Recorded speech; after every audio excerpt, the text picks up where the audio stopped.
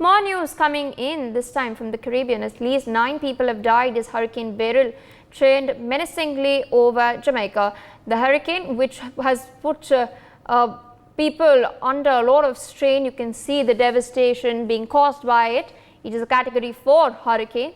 It has led to 500 people shifting and being rehabilitated to several safer places. Meanwhile, Prime Minister of the country, Andrew Holness, has urged people in high-risk areas to move.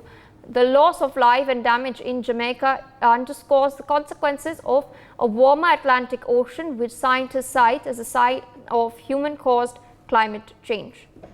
With us on the broadcast is my colleague Brian Anthony Thomas. Brian, it seems that Hurricane Beryl has been wreaking havoc, particularly in Jamaica. Take our viewers through what is the sort of destruction, devastation that has been caused. We've of course seen houses being destroyed, 500 people being relocated as well. Well, Beryl battered Jamaica with powerful winds and even heavy rain on Wednesday, resulting in at least one death after carving a path of destruction across the smaller Caribbean island in the recent days. Now, the death toll from the Category 4 hurricane has risen to at least 10 with the latest figures, Pia, and is now expected to even increase as communications are restored across the storm-ravaged islands, which have been heavily impacted by flooding and severe winds.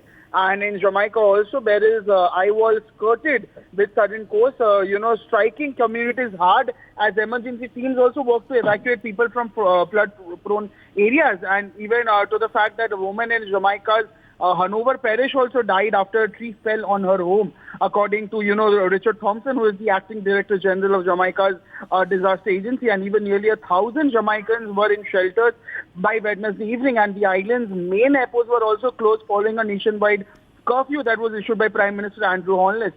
He further goes on to say that they can do as much as humanly possible and they will leave the rest in the hands of God. And the devastation that is caused by Beryl underscores the impact of a warmer Atlantic Ocean, which scientists also cite as evidence of human-caused climate change.